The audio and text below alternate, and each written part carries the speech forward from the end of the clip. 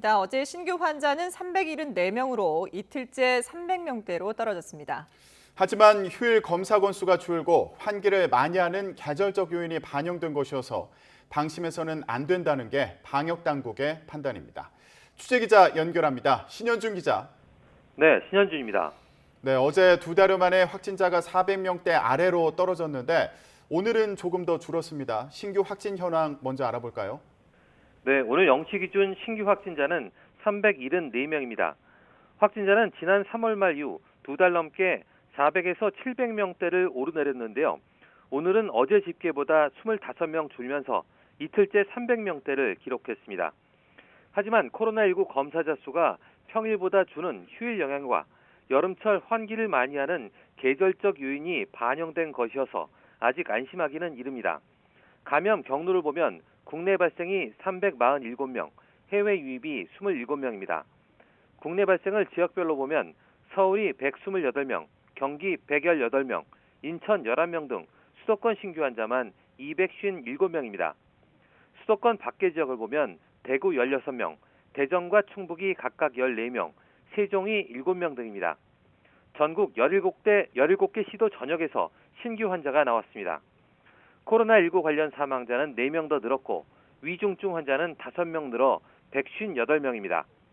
어제 하루 1차 접종자는 73만 1000여 명으로 누적 접종자는 1256만여 명입니다. 전 국민의 24.5%가 1차 접종을 마쳤습니다. 또 한 차례 맞는 얀센 백신을 포함해 접종을 마친 사람은 25만 6천여 명이 늘어 누적으로는 326만여 명, 전 국민의 6.4%입니다.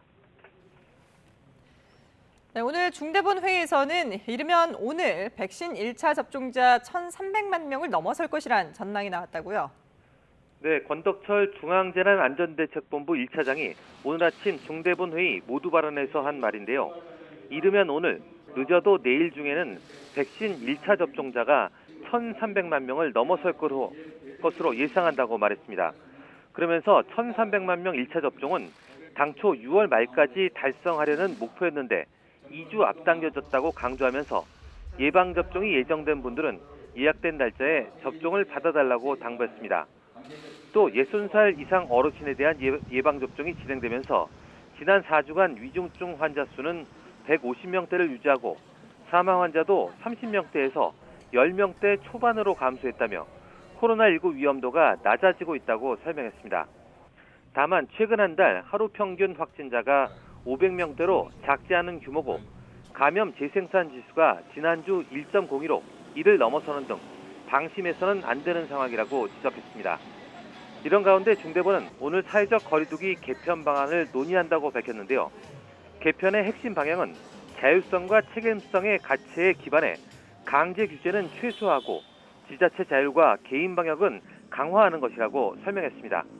지금까지 사회부에서 YTN 신현주입니다.